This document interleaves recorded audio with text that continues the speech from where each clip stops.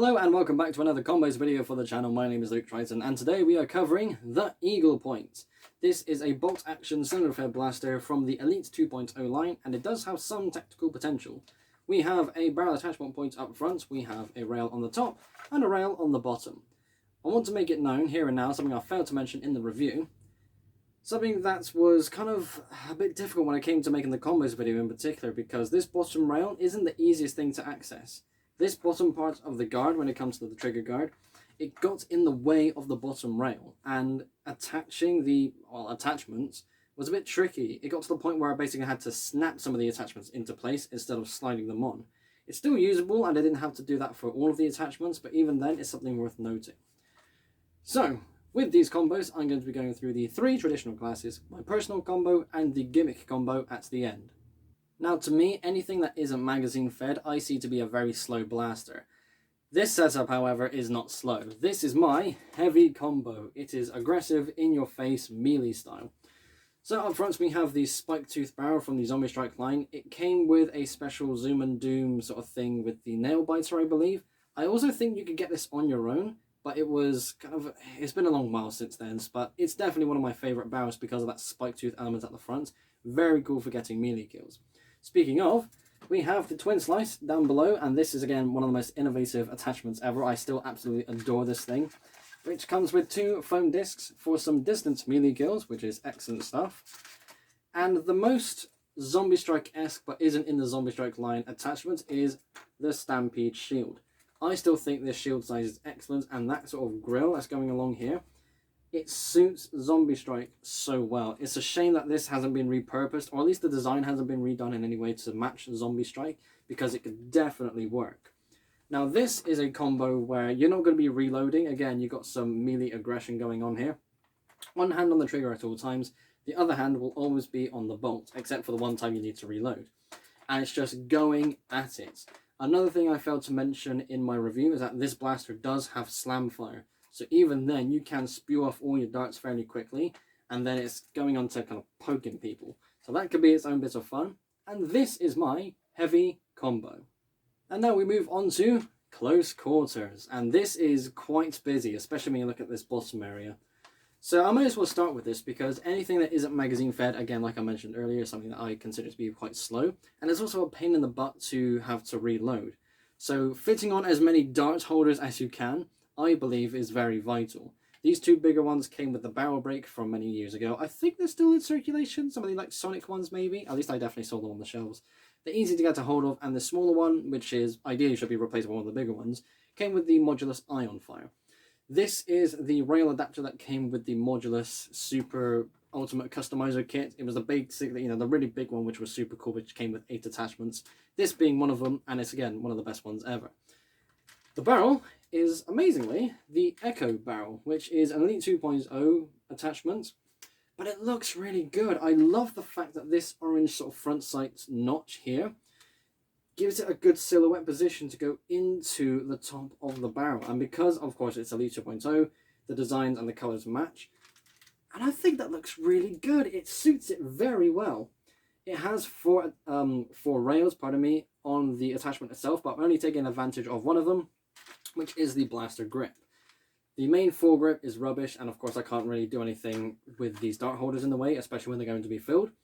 So this front grip is necessary, and why not have it be a blaster? That's 2 extra shots ready to rock and roll. And when it comes to the sight, I thought I'd change things up a little bit and use something that's quite naff, but it's only for the sake of having something different. This is a sight that came with a few mirror targets, and it's a very weak sort of red dot sight basically. Again, that red dot is pointless, but I don't think I've ever used this on any other combo before, so it's here just for the sake of having something different. It doesn't help with accuracy either, because the sight itself is just one circle you can poke through, but all the same, this is my close quarters combo. And finally, the last of the 3 traditional classes is long range. This blaster suits long range the most, and this setup doesn't necessarily do it any justice. I am definitely being a bit goofy here, but at the same time, if you're going to use this for anything, long range would be the best. It can hit 70 FPS, but this is more weird and quirky. So once again, we are keeping the dart holder arrangements as from the previous combo, because again, you're going to want to hold as many darts as possible for reloading this blaster. It doesn't take magazines, so that in of itself is quite difficult. The scope, I decided to go a bit old school and use the long shot scope. Despite what I said in my review for this blaster, this is a very good scope because with where I'm putting my cheek, my eye is right to the back of the scope, and that for me is excellent. The barrel is the Recon barrel just because, you know, it's yellow, it matches, and at the same time, when you look at yellow, you don't necessarily think of End Strike, but some people do also think of Alpha Strike. And given the jokes and the memes of Elite 2.0 being Alpha Strike in a different colour, I thought I could try and represent that here. And of course, you need a front grip because of what I mentioned earlier with all these dart holders. This one is also a bipod. This is the one that comes with the Stampede, and any sniper basically needs a bipod of some kind. So this can work in its own quirky way, maybe not in this particular arrangement, but I think for this blaster, the bipod grip is the best way to go because you genuinely do need a grip. There's no point in trying to figure out another way to attach a bipod on the end as well. So use this because it has it both. So this is my long range combo. And now we move on to my personal combo, and this definitely takes advantage of this being a slower paced blaster. At the bottom rail we have a grip. This one in particular is the folding grip. It doesn't necessarily mean it's any better or worse than any other grip. Not for this combo at least, it's just the one I just picked out of the box first. And it definitely works having a grip down here, especially with this more compact configuration. My favourite scope, or optic I should say, is the Modulus Day Night Zoom scope. It's just a brilliant gadget for an attachment. Speaking of gadget attachments, at the front we have the chrono barrel, which is a chronograph and an ammo counter. That's what I care about more so, the ammo counter elements of this barrel. And at the bottom we have a bipod. This one comes from the Centurion. I love the chunkiness of it. And yeah, it definitely works with this overall kind of slow-paced sniper feel. It's a very specific combo because my personal combos for blasters are going to be the same going forward. I have a regulator that has been customized to accommodate a few more attachments. And this is my favorite barrel, this is my favorite scope. I love the Centurion bipod. The grip is arbitrary for this blaster in particular. But all the same, this is my personal combo. And now we come to the gimmick combo for this blaster, and it's supposed to be revolved around one main attachment, but it has its own stupid thing going on. So it is camera related thingy. So yeah, there's nothing special, there's nothing really serious, but I just wanted to be able to use this attachment in particular.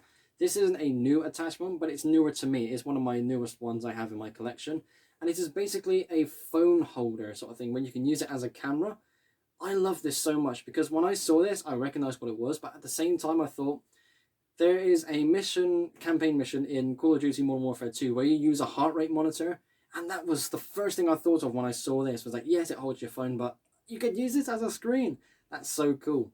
So that is attached to a side rail on the Echo's barrel. I still love the smooth look of the Echo's barrel on the Eaglepoint. It looks amazing. And because it's all camera related with this attachment, I may as well have the actual camera attachments on here as well. It is a very stupid combo. It doesn't necessarily work. I mean, this camera is famous for being rather rubbish. I suppose infamous was the better word to use there. But all the same, it's something camera related. I just wanted to show this off. It's really cool. And there we go. That is it for this episode of Nerf Combos. Thank you all ever so much for watching. The Eaglepoint is a very interesting blaster. It's very cheap and I do very much enjoy this blaster, but there are some limitations in trying to decorate it with some attachments. But overall, it was still possible through this video. And thank you all ever so much for watching. Be sure to keep an eye on my community tab for polls and updates. Be sure to like and subscribe if you haven't already. I will see you all in the next episode. Bye bye.